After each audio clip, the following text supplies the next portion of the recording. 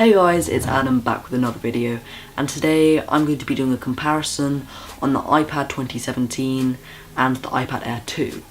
So I have both of these iPads, they are both mine, and I'm just going to do a little comparison on them and see what the differences are. So without further ado, let's get into it.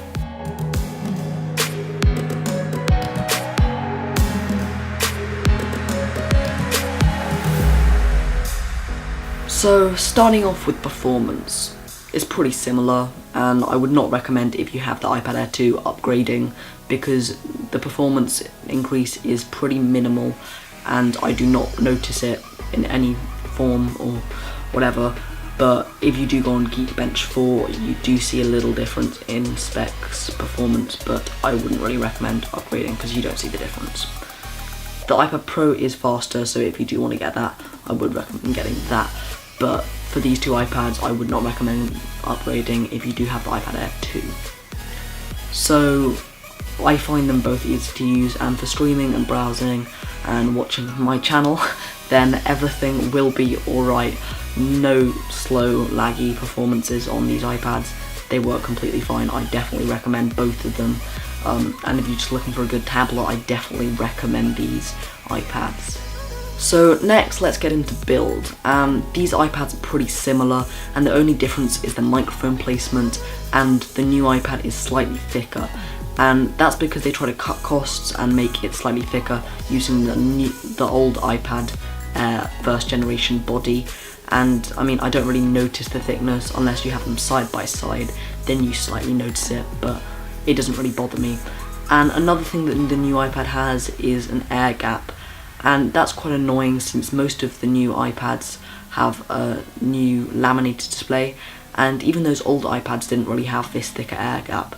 But to be honest, it doesn't really bother me, and I would still buy it. And I mean, you can still see the screen. Apparently it's supposed to be a little bit brighter. I do notice that a little bit, but I don't have any footage of that because it's pretty similar.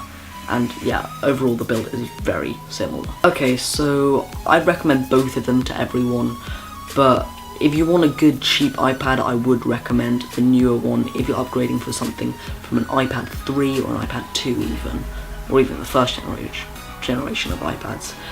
And I mean, they're pretty similar, so if you do have an iPad Air 2, like I said before, there's no bother upgrading because the performance is pretty similar. But overall, I would recommend the new iPad if you are upgrading, since it's slightly cheaper and it's newer, which means you won't get an old one.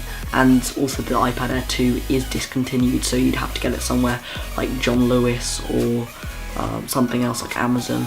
But you can't get it from the Apple Store like you can with the new iPad. So I do recommend getting the new one if you want a warranty or anything like that. So overall, they're pretty similar. They're both very good tablets. I definitely recommend them to anyone buying a new iPad, whatever.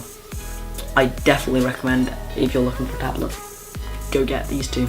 They're perfectly fine. Maybe you want a Samsung tablet. I haven't tried any of those, but I will link maybe the Samsung Tab A. I'm not sure, I haven't looked at the specifications, but I think that's a good, decent tablet if you're on a budget. Okay guys, so that is it for the video. I hope you enjoyed it, and I will see you in the next one.